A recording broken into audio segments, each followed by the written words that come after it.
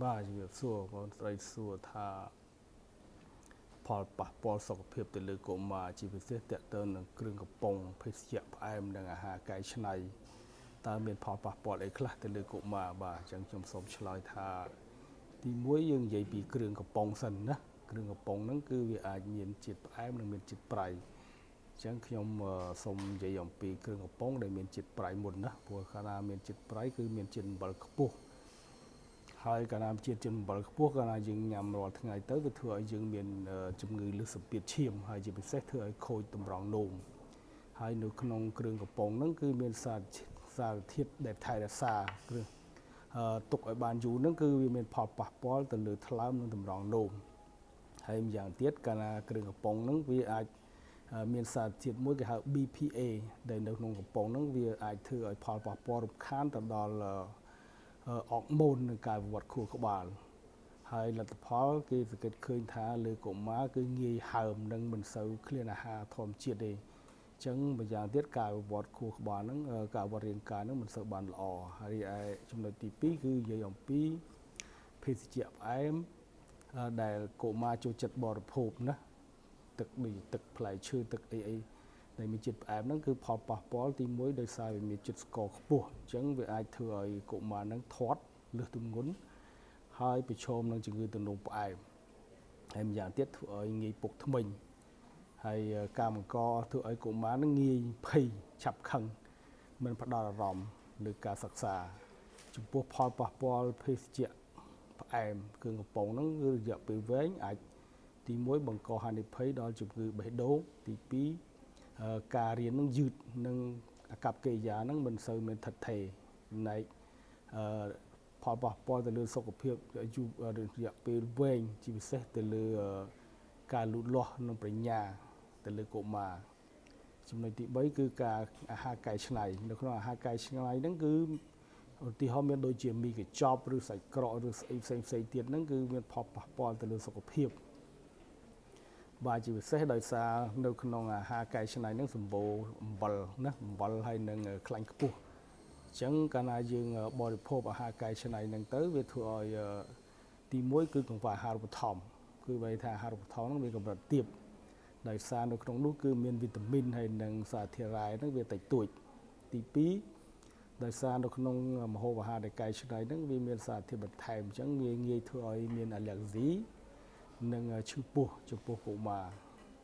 ហើយជាលទ្ធផលគេរកឃើញថាការលូតលាស់របស់កុមារហ្នឹងមិនសូវបានល្អទី2ធ្វើឲ្យប្រព័ន្ធភាពស៊ាំរបស់កុមារនោះថយចុះអញ្ចឹងគួរងាយទទួលរងជំងឺផ្សេងណាដែលមកប៉ះពាល់ដល់សុខភាពរបស់គាត់ហើយទី3គឺងាយឈឺណាញឹកញាប់កុមារកាលណាចូលចិត្តញ៉ាំរបស់កែច្នៃហើយផលប៉ះពាល់ជារួមមកបានគេថាទី1ធ្វើឲ្យកង្វះអាហារូបត្ថម្ភទី2ការលូតលាស់និងកម្ពស់នឹងមិនតាមអាយុហើយទី3ផលប៉ះពាល់ទៅលើការអភិវឌ្ឍខួរក្បាលហើយចំណុចសំខាន់មួយទៀតគឺកុមារងាយទទួលរងនៅផលប៉ះពាល់ទៅលើជំងឺមិនឆ្លងនៅពេលពេញវ័យបាទហើយជាសំណូមពរយើងអ្វីដែលគួរធ្វើជាពិសេសគឺយើងត្រូវបរិភោគអាហារដែលតាមបែបធម្មជាតិបើថាដូចជារបស់ដែលស្រស់ហើយថ្មីដូចជាបន្លែផ្លែឈើត្រីសាច់អីជាដើមហើយទី2យើងត្រូវញ៉ាំទឹកឆ្អិនណាទឹកឆ្អិនហ្នឹងល្អជាងគេបំផុតហើយបើអ្នកមានលុយអាចញ៉ាំទឹកដោះគោណាហើយបើអត់ទេ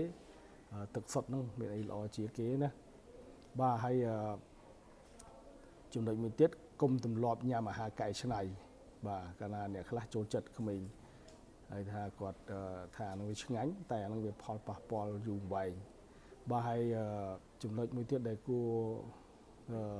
មនុស្សចាស់គួរធ្វើជាអាហារដែលជាគំរូសម្រាប់សុខភាពដល់កុមារបើថា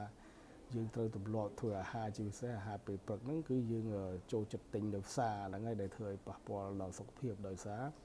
អ្នកផ្សារហ្នឹងគាត់ធ្វើដើម្បីលក់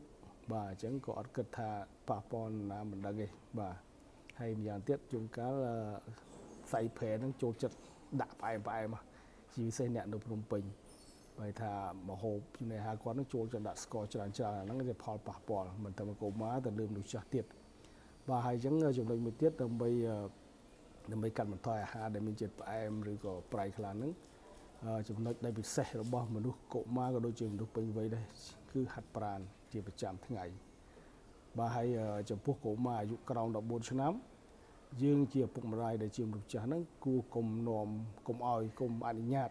ឲ្យលេងគ្រឿងអេឡិចត្រូនិកដូចជាទូរស័ព្ទ iPad កុំព្យូទ័រអីហ្នឹងបាទបើសិនជាត្រូវការចាំបាច់សម្រាប់តែប្រើការម្ដងម្កាលបានតែកុំឲ្យប្រើលេងរាល់ថ្ងៃអាហ្នឹងវាអាចផលប៉ះពាល់ដល់ប្រព័ន្ធសរសៃប្រសាទតើតើអារម្មណ៍តើតើខួរក្បាលអញ្ចឹងធ្វើឲ្យកូនក្មេងហ្នឹងលែងសូវមានគំនិតចង់រៀនសូត្រតែលេងតែរបស់ហ្នឹងដែលជាជក់ចិត្តអញ្ចឹងទៅភ្លេចការសិក្សាអស់បាទសូមជូនព័ត៌មានដំណឹងបាទសូមអរគុណ